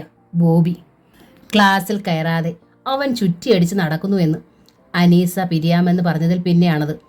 ഇനിയും അത് അറിഞ്ഞില്ലെന്ന് നടിക്കുന്നത് എങ്ങനെ? കണ്ണടച്ചാൽ ഇരുട്ടാകുമോ? പിരിയാമെന്ന് പറഞ്ഞു. എങ്കിലും പിരിയാനാകുമോ തനിക്ക്? ഇല്ല ബോബി, ഒരിക്കലും നിങ്ങളെ പിരിയാൻ എനിക്കാവില്ല. ഈ അനി നിങ്ങൾക്കുള്ളതാണ്. എൻ്റെ ഓരോ പരമാണുവിലും നിങ്ങളോടുള്ള സ്നേഹം മാത്രമേ ഉള്ളൂ. അങ്ങനെ പറയണം, ആശ്വസിപ്പിക്കണം. ഇല്ലെങ്കിൽ പടച്ചവൻ പോലും തന്നോട് പൊറുക്കില്ല. അവൾ ധൃതിയിൽ മുടി ചീകി ക്ലിപ്പ് ചെയ്യുകയാണ്. ഒരുതരം ആവേശം ബാധിച്ചതുപോലെ ഓടി അവന് മുൻപിൽ ചെന്ന് നിൽക്കാനുള്ള ഒരു ത്വര. അനീസ, ആസിയ മുറിയിലേക്ക് കയറി വന്നു. എന്താണുമ്മ? അവൾ തിരിഞ്ഞു നോക്കി. ഉമ്മയുടെ മുഖത്ത് പതിവില്ലാത്തൊരു തെളിച്ചം, വാത്സല്യ ഭാവ്യം. അനീസ അമ്പരന്നു. ഇന്ന് നീ കോളേജിൽ പോകണ്ട, രചന തനിയെ പോട്ടെ. എന്താണുമ്മ കാര്യം? കുറേ ദിവസമായില്ലേ ക്ലാസ് മുടങ്ങുന്നു? അവൾ ചോദിച്ചു. ഇന്നൂടെ മുടങ്ങട്ടെ. എന്തിനാണ് ഉമ്മ വെറുതെ അല്ല മോളെ. ഇന്നൊരു പയ്യൻ ഇവിടെ വരും നിന്നെ കാണാൻ. എന്നെ കാണാനോ? അനീസയുടെ നെറ്റി ചുളിഞ്ഞു. അതെ, നിന്റെ നിക്കാഹ് നടത്താൻ പോവുകയാണ് ഞാൻ. ഉമ്മ! അനീസ ഞെട്ടിപ്പകച്ചു നോക്കി. രജനി, എന്താണ് ഉമ്മ ഇങ്ങനെ? പഠിക്കണം, വലിയ നിലയിലെത്തണം, സ്വന്തം കാലിൽ നിൽക്കണമെന്നൊക്കെ പറഞ്ഞിട്ട് അനീസ കിതച്ചു. ഇപ്പോൾ നിക്കാഹ് നടത്താൻ പോടുന്നോ? അതിനൊക്കെ കാത്തിരുന്നാൽ ആസിയയുടെ മുഖത്ത് സങ്കടം പരന്നു. ഉമ്മയ്ക്ക് എന്തെങ്കിലും സംഭവിച്ചാലോ? ഉമ്മ! അനീസ പൂർവാധികം ഭയന്നു. ഇനി ഒരറ്റാക്ക് കൂടെ ഉണ്ടായാൽ ഉമ്മ അതിനെ അതിജീവിച്ചില്ലെങ്കിലോ? അനീസ വിറച്ചുപോയി. അതുകൊണ്ട് ഞാൻ തീരുമാനിച്ചു കഴിഞ്ഞു. ഇന്നെങ്കിൽ ഇന്ന്, നാളെയെങ്കിൽ നാളെ നിങ്ങളുടെ നിക്കാഹ് നടത്തണം. ആദ്യം നിൻ്റേത്, അത് കഴിഞ്ഞാലുടൻ രചനയുടേത്. അതുകൊണ്ട് നീ ഇന്ന് പോകണ്ട. റബ്ബേ! അനീസ വീഴാതിരിക്കാൻ മേശയുടെ വക്കിന്മേൽ അള്ളിപ്പിടിച്ചു. രചന അള്ളിപ്പിടിച്ചത് അനീസയെ തന്നാണ്. ഒരു കാർ നിറയെ ആൾക്കാരാണ് അനീസയെ കാണാനെത്തിയത്. നല്ല തറവാടികളാണ്, പനമ്പറ്റക്കാർ. ആവശ്യത്തിനൊക്കെയുള്ള സാമ്പത്തിക സ്ഥിതിയുണ്ട്. പയ്യൻ ഡോക്ടറാണ്, ജലാൽ, മിടുക്കൻ. ഒരു പ്രൈവറ്റ് ഹോസ്പിറ്റലാണ് ജോലി. നല്ല ശമ്പളം. 28 വയസ്സ്. ജമാലിൻ്റെ ഉമ്മ ആബിദ ആസിയയോടൊപ്പം ഒരു ഓഫീസിൽ ജോലി ചെയ്തിട്ടുള്ളതാണ്. ആസിയെക്കുറിച്ച് എല്ലാം അറിയാം. ചെറുപ്പത്തിൽ ആസിയ അനീസയെ ഓഫീസിൽ കൊണ്ടുവരുമ്പോൾ ആബിദ അവളെ കണ്ടിട്ടുമുണ്ട്. ഈയിടെ അവർ തമ്മിൽ ടൗണിൽ വെച്ച് കാണാനിടയായി. ആബിദ റിട്ടയർ ആയിരിക്കുന്നു. വിശേഷങ്ങൾ ചോദിക്കുന്നതിനിടയിൽ ആബിദ മക്കളെക്കുറിച്ച് പറഞ്ഞു. ആസിയ അനീസയെക്കുറിച്ചും രചനയെക്കുറിച്ചും പറഞ്ഞു. എൻ്റെ ജലാലിന് പെണ്ണ് അന്വേഷിക്കുകയാണ് ആസിയ. നിന്റെ പെണ്ണിനെ എനിക്ക് തരുമോ? ആബിദ ചോദിച്ചു. അവൾ പഠിക്കുകയല്ലേ ആബിദ, ആസിയ ഒഴിഞ്ഞു മാറി. പക്ഷേ കഴിഞ്ഞ ദിവസം ഉണ്ടായ നേരിയ അറ്റാക്ക് ആസിയെ ഭയപ്പെടുത്തുന്നു. തനിക്ക് എന്തെങ്കിലും സംഭവിച്ചു പോയാൽ മക്കൾ ഇരുവരും അനാഥരാകരുത്. ഇപ്പോൾ അതുമാത്രമാണ് ആസിയയുടെ ചിന്തയും ഉത്കണ്ഠയും, മറ്റൊന്നുമില്ല. ആസിയ ആബിദയെ വിളിച്ച് തൻ്റെ അവസ്ഥ പറഞ്ഞു. ജലാലിന് തനിക്ക് തൻ്റെ അനീസയെ കൊടുക്കാൻ സമ്മതമാണെന്ന് പറഞ്ഞു. അങ്ങനെയാണ് അവർ വന്നത്. ആസിയ അവരെ ഹാർദവുമായി സ്വീകരിച്ചു, സൽക്കരിച്ചു. ആബിദയ്ക്ക് അനീസയെ വളരെ ഇഷ്ടപ്പെട്ടു.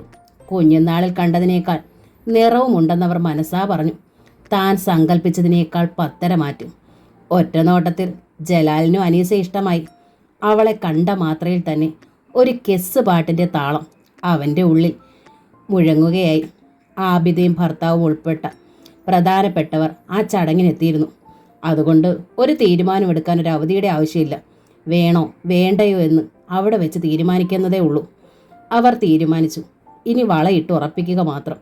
പെൺകുട്ടിയുടെ കയ്യിൽ ഇവൾ ഞങ്ങൾക്കുള്ളതാണ് എന്ന ഉറപ്പ് പോലെ ചെറുക്കൻ്റെ വീട്ടുകാർ വളയിടുക. ആബിദ ആ കരുതലിലാണ് വന്നത്. അനീസ ഞെട്ടി. ചർച്ച അവിടെ വരെ എത്തിയപ്പോൾ അകത്തിരുന്ന് അനീസ തീയിൽ വീണ പല്ലിയെ പോലെ പിടഞ്ഞു. ഒട്ടും ഓർക്കാതിരുന്ന നിമിഷത്തിൽ ഇതാ ഒരാലോചന. അതൊരു മുന്നറിയിപ്പുമില്ലാതെ ഇതാ തീരുമാനിച്ചിരിക്കുന്നു. മാറ്റമില്ലാത്ത തീരുമാനമാക്കാനായി വളയിടാൻ പോകുന്നു. റബ്ബേ, ഇതിൽ നിന്നൊന്ന് ഒഴിവാക്കാൻ എന്താണൊരു വഴി? വളയിടേണ്ട എന്ന് പറയാനാവുമോ? തടയാനാകുമോ? വേണ്ട എന്ന് എങ്ങനെ പറയും? എന്ത് കാരണം പറയും? വയ്യ, ഇത് സമ്മതിക്കാൻ വയ്യ. പക്ഷെ എങ്ങനെ? അനീസയുടെ നെഞ്ചു പുകഞ്ഞു, തല പുകഞ്ഞു, പെരുവിരൽ മുതൽ നെറുക വരെ പുകഞ്ഞു. മോളെ, ഹാളിൽ നിന്ന് ആസിയ വിളിച്ചു. എന്തോ എന്നൊന്ന് വിളി കേൾക്കാൻ അനീസ ആവുന്നത്ര ശ്രമിച്ചു. കഴിയുന്നില്ല. നാവ് വരണ്ടിരിക്കുന്നു. ശബ്ദം പൊങ്ങുന്നില്ല. അവൾ വിളി കേൾക്കാതിരുന്നത് കൊണ്ടാകാം. ആസിയ ഹാളിൽ നിന്ന് അവൾക്കരികിലേക്ക് വന്നു. അനീസ, നിന്നെ വിളിച്ചത് കേട്ടില്ലേ? വരൂ, അവർ വാത്സല്യത്തോടെ പറഞ്ഞു. ഉമ്മ. അനീസ നാവ് നൊട്ടി നനച്ച് ശബ്ദം വീണ്ടെടുത്തു. ആസിയ നോക്കി. ഇതെന്താണ് ഉമ്മ ഇത്ര പെട്ടെന്ന്? അവൾക്ക് ശബ്ദം അടച്ചുപോയി. ഞാൻ പഠിക്കുകയല്ലേ ഉമ്മ. എക്സാം എങ്കിലും കഴിയാതെ ഇത്ര ധൃതിയിൽ എന്തിനാണുമ്മ എനിക്കൊരു നിക്കാഹ്? വേണം മോളെ, ഉമ്മ എല്ലാം പറയാം. ഇപ്പോൾ വരൂ. അവർ കാത്തിരിക്കുന്നു വളയിടാൻ. മോള് വരൂ. അവർ അവളുടെ കയ്യിൽ പിടിച്ചു. ഇപ്പോൾ വേണ്ടുമ്മ, പ്ലീസ്. അനീസയ്ക്ക് കണ്ണുകൾ നിറഞ്ഞുപോയി. എനിക്കാകെ പേടിയാണുമ്മ. എന്താ എന്താ? ആബിദ അകത്തേക്ക് വന്നു. മോളുടെ കണ്ണുകൾ നിറയുന്നുണ്ടല്ലോ, എന്തു പറ്റി? എന്തിനാണ് പേടിക്കുന്നത്?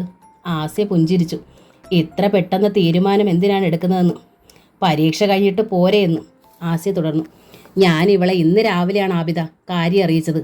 അതുകൊണ്ട് അവളാകെ വറീഡായിപ്പോയി. അതാണ്. അത്രയുള്ളോ? ആബിദയും ചിരിച്ചു. അല്ലെങ്കിലും ആസിയ ഇങ്ങനെയാണ്, കാര്യങ്ങൾ തുറന്നു പറയില്ല. മനസ്സിനുള്ളിൽ അടച്ചു വയ്ക്കും. എനിക്കറിയാത്ത ആളാ.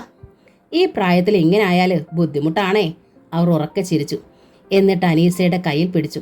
മോൾ വരൂന്ന് ഉമ്മ പറയാലോ. അവർ അനീസയെ ചേർത്ത് പിടിച്ച് മുൻവശത്തേക്ക് നടന്നു.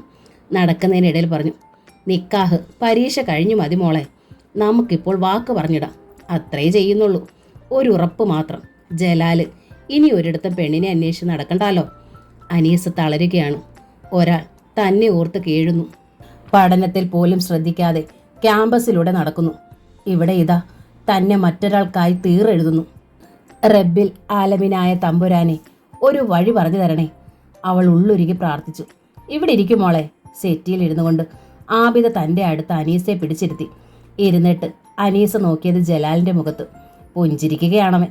ആകർഷകമാണ് ആ പുഞ്ചിരി. ഹൃദ്യമാണ് ആ നോട്ടം. ആരും കൊതിക്കുന്ന ഭംഗിയുണ്ട് ആ മുഖത്തിന്. ആ ആളെ കിട്ടാൻ ആരും കൊതിക്കും. ബോബിയുടെ രൂപം ഈ നെഞ്ചിൽ നിറഞ്ഞു നിന്നില്ലായിരുന്നെങ്കിൽ താനും കൊതിക്കുമായിരുന്നില്ലേ? അനീസ ഓർത്തുപോയി. പക്ഷേ ബോബി, അവനെ ഒഴിവാക്കി തനിക്ക് ചിന്തിക്കാൻ പോലും കഴിയുമോ? എന്നെ മറന്നേക്ക്, നമുക്ക് പിരിയാം, എനിക്ക് ഉമ്മയെ തകർക്കാൻ വയ്യ എന്നൊക്കെ താൻ പറഞ്ഞു. താൻ തന്നെ എത്ര തകർന്നിട്ടാണ് പറഞ്ഞത്. മനസാക്ഷി എത്ര വഞ്ചിച്ചിട്ടാണ്. മറക്കാൻ ശ്രമിക്കുമ്പോൾ മിഴിവോടെ അവൻ മുൻപിൽ നിൽക്കുകയല്ലേ. ആദ്യമായി ഈ മനസ്സിലേക്ക് അള്ളി പിടിച്ചു കയറി കുടി പാർത്തിരിക്കുന്നവൻ. അവൻ ഇറങ്ങിപ്പോകില്ല, ഇറക്കി വിടാനുമാവില്ല. അവൻ തന്നെ സ്നേഹിക്കുന്ന അത്ര അളവിൽ ഇനി ആർക്കും തന്നെ സ്നേഹിക്കാനും കഴിയില്ല. ആ ഓർമ്മ തന്നെ അവൾക്കൊരു വിറയലായി, തളർച്ചയായി. ആവിത അപ്പോൾ തന്നെ വാനിറ്റി ബാഗിൽ നിന്നൊരു വളയെടുത്തു. 2 പവൻ തൂക്കം വരുന്ന ഒന്ന്. ഭംഗിയിൽ ചിത്രപ്പണികൾ ചെയ്തത്. ആസിയയുടെ മുഖം വിടർന്നു. കൈ ഇങ്ങ് നീട്ടുമോളെ, വാത്സല്യത്തോടെ ആബിദ അനീസയുടെ കയ്യിൽ പിടിച്ചു.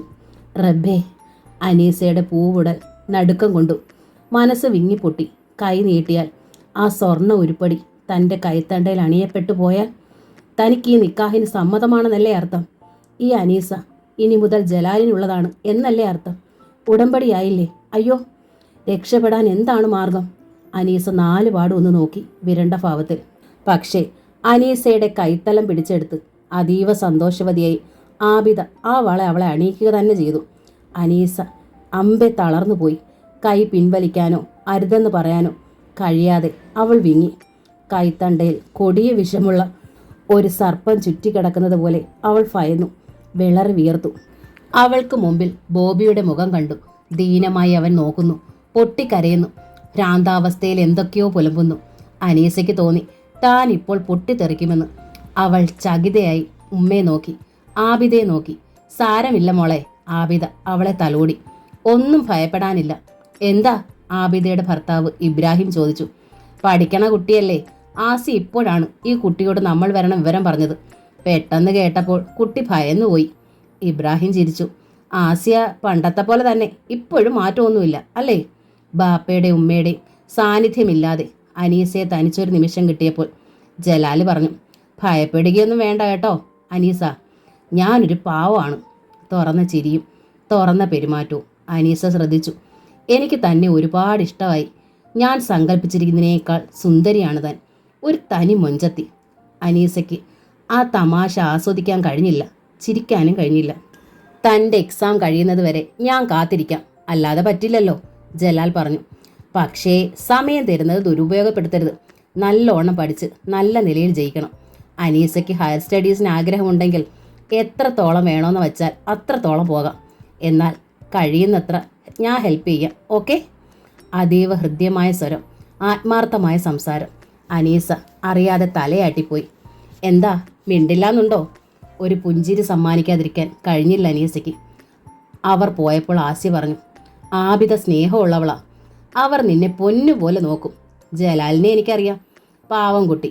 ഒരിക്കലും നിനക്കൊരു ദോഷം ആ വീട്ടിൽ നിന്നുണ്ടാകില്ല മോളെ. ഉമ്മയുടെ മുഖത്തെ പ്രത്യാശയും ഉത്സാഹവും കണ്ടപ്പോൾ അനീസയ്ക്ക് ഹൃദയം വിങ്ങി. എന്തു ചെയ്യണം? ഉമ്മയെ ധിക്കരിച്ച് ഉമ്മയുടെ തകർച്ച കാണണോ? അതോ ബോബിയെ തള്ളിപ്പറഞ്ഞ് അവൻ്റെ തകർച്ച കാണണോ? ഇലാഹി, ഇവൾക്ക് നേർവഴി കാട്ടിത്തരണേ. അവൾ കൈത്തണ്ടയിലേക്ക് നോക്കി. പൊന്നല്ല ഇത്, അച്ചാരം. അഡ്വാൻസ് തന്നെ തന്ന് ഉറപ്പിച്ചിരിക്കുന്നു. നീ എനിക്കുള്ളതാണെന്ന് ഈ വള ഊരി എറിഞ്ഞാലോ? എറിയുന്നത് ഉമ്മയുടെ നെഞ്ചിനുള്ളിലേക്കായിരിക്കും. എന്ത് ചെയ്യണമെന്നൊരു തീരുമാനം എടുക്കാനാവാതെ അനീസ നേറി പിടയ്ക്കുകയാണ്. റേച്ചലാണ് വഹാബിനോട് പറഞ്ഞത് അനീസയ്ക്ക് വിവാഹം ആലോചിക്കുന്നുവെന്ന്. ആൾക്കാർ വന്ന് കണ്ട് വളയിട്ട് പോയി എന്നും. പഠിക്കണ കുട്ടിയല്ലേ? വഹാബ് അമ്പരന്നു. എന്താണ് ഇത്ര ധൃതിയിൽ നിക്കാഹിനുള്ള ആലോചന ഉറപ്പിക്കലും? ഇന്നാൾ അറ്റാക്ക് വന്ന ആശുപത്രിയിൽ പോയില്ലേ? ഇനിയും ആ മാഡത്തിന് എന്തെങ്കിലും സംഭവിച്ചാലോ എന്നുള്ള പേടിയാ, റേച്ചൽ പറഞ്ഞു. 2 പെൺകുഞ്ഞുങ്ങളല്ലേ, അവരുടെ കാര്യം നടത്തി വെക്കട്ടെ സാറേ. അനീസ അതിന് സമ്മതിച്ചോ? വഹാബ് സംശയിച്ചു. പാർക്കിൽ വെച്ച് അന്ന് കണ്ട ആ പയ്യൻ അനീസയ്ക്ക് ഒരു നേരം പോക്കായിരുന്നോ? ആയിരിക്കാം. അവൻ പഠിച്ചുകൊണ്ടിരിക്കുന്ന വെറും പയ്യൻ. ഒരു ഡോക്ടറെ കിട്ടുമെങ്കിൽ പിന്നെ പഠിക്കുന്നവനെ ഉപേക്ഷിക്കുന്നത് എന്തിന്? ഉയർന്ന ശമ്പളക്കാരനെ കിട്ടുമെന്നായപ്പോൾ അതുവരെയുള്ള എല്ലാ നൂലുകളും വലിച്ചു പൊട്ടിച്ചെറിഞ്ഞ് ഉമ്മയുടെ മകളല്ലേ അനീസ? അത്ഭുതപ്പെടാനില്ല. പിറ്റേ ദിവസം ലഞ്ച് സമയം. വഹാബ് എയുടെ ക്യാബിൻ തുറന്ന് അകത്ത് കയറി. കഴിയുന്നത്ര അതിനുള്ളിലേക്ക് കടക്കാതിരിക്കാനാണ് ശ്രമം. ഇപ്പോൾ ചെന്നത് മനഃപൂർവ്വം. ഊണ് കഴിഞ്ഞ് കൈയും കഴുകി മുഖം തുടച്ച് തിരിയുകയായിരുന്നു ആസിയ. വഹാബിനെ പ്രതീക്ഷിച്ചതല്ല. എങ്കിലും മുമ്പ് കാണുന്നത്ര വെറുപ്പും ഗർവവും ആ മുഖത്തുണ്ടായില്ല. ചോദ്യഭാവത്തിലുള്ള നോട്ടം മാത്രം. അനീസയ്ക്ക് നിക്കാഹ് ആലോചിക്കുകയാണെന്നറിഞ്ഞു. വഹാബ് സാധാരണ മട്ടിലാണ് തുടങ്ങിയത്. ആസിയയുടെ മുഖം തെളിയുകയായിരുന്നു. ഇഷ്ടപ്പെട്ട വിഷയമായതിനാലാവാം ഉള്ളിലെ ഉത്സാഹം മുഖത്ത് കണ്ടു. ഡോക്ടറാണെന്ന് കേട്ടു. ഡോക്ടറാണ്. അവർ സമ്മതിച്ച് തന്നെ ഭാഗ്യം. ഒരുപാട് സ്ത്രീധനം വാങ്ങാനുള്ള യോഗ്യത പയ്യനുണ്ട്. എന്നാൽ ഒന്നും ചോദിച്ചിട്ടില്ല. ചോദിച്ചാൽ എന്താ, കൊടുക്കാമല്ലോ. കണ്ടമാനം സമ്പാദ്യം ഉണ്ടാകണമല്ലോ കയ്യിൽ. പണ്ടങ്ങളും സ്റ്റോക്ക് കാണുമല്ലോ. സ്വരവ്യത്യാസം തിരിച്ചറിഞ്ഞിട്ടാകാം ആസ്യ ഒന്ന് നോക്കി. ഒരു നിർദ്ദേശം ഉണ്ടായിരുന്നു, പറയാമെന്ന് കരുതി. പറയൂ. പുതിയ ആപ്പിളെ അന്വേഷിക്കുന്നത് ഗൾഫിൽ നിന്നോ അമേരിക്കയിൽ നിന്നൊക്കെ ആയാൽ നന്നായിരുന്നു, വഹാബ് പറഞ്ഞു. കാരണം ആസിയയ്ക്ക് അമ്പരപ്പായി. ഇവിടെയുള്ളവരായാൽ ബസ് ഇറങ്ങി നടന്ന് വീട്ടിലേക്ക് വരാനാണ് സാധ്യത. നാട്ടുകാർക്ക് മുൻപിൽ അകപ്പെടാൻ സാധ്യതയുണ്ട്. ആസിയയുടെ നെറ്റി ചുളിഞ്ഞു. അമേരിക്കയിലും ഗൾഫിലുമൊക്കെ ഉള്ളവരായാൽ കാറിലോ ഹെലികോപ്റ്ററിലോ ഒക്കെ അവർ വീട്ടിലെത്തി കാര്യങ്ങൾ നടത്തും. നാട്ടുകാരുടെ കയ്യിൽ പെടില്ല. മാത്രമല്ല, നിക്കാഹ് കഴിഞ്ഞാലും പെണ്ണിനെയും കൊണ്ട് അവർ രാജ്യം വിട്ടു പൊയ്ക്കോളും. കഥകളൊന്നും അവരുടെ ചെവിയിലെത്താതിരിക്കാൻ അതാണ് ഏക പോംവഴി. കഥകളോ? ആസിയയുടെ നെറ്റി ചുളിഞ്ഞു. കണ്ണുകളൊന്ന് ചെറുതായി. അതെ, കഥകൾ. ഉമ്മയുടെ രാത്രി സഞ്ചാരത്തിന്റെ കഥകൾ. അതറിയാവുന്ന ആരെങ്കിലും ഈ 2 പെൺകുട്ടികളെ നിക്കാഹ് ചെയ്യാൻ തയ്യാറാകുമോ? Get out. പെട്ടെന്ന് ചാടി എഴുന്നേറ്റ് പുറത്തേക്ക് കൈ ചൂണ്ടി ഉറക്കെ പറഞ്ഞു. You please get out. ഞാൻ പറഞ്ഞത്. വഹാബ് വീണ്ടും എന്തോ പറയാനാഞ്ഞു. Shut up and get out I say. ഇത്തവണ അത് അലർച്ച തന്നെയായിരുന്നു. ഹാളിലുണ്ടായിരുന്നവർ അലർച്ച കേട്ട് ആ ക്യാബിൻ്റെ വാതിക്കലേക്ക് പാഞ്ഞെത്തി. പട്ടുറുമാൽ എന്ന നോവലിൻ്റെ ഈ ഭാഗം ഇവിടെ പൂർണ്ണമാവുകയാണ്. ഈ നോവൽ നിങ്ങൾക്ക് ഇഷ്ടമാണെങ്കിൽ ലൈക്ക് ചെയ്ത് ഷെയർ ചെയ്ത് സബ്സ്ക്രൈബ് ചെയ്യണേ. Thank you.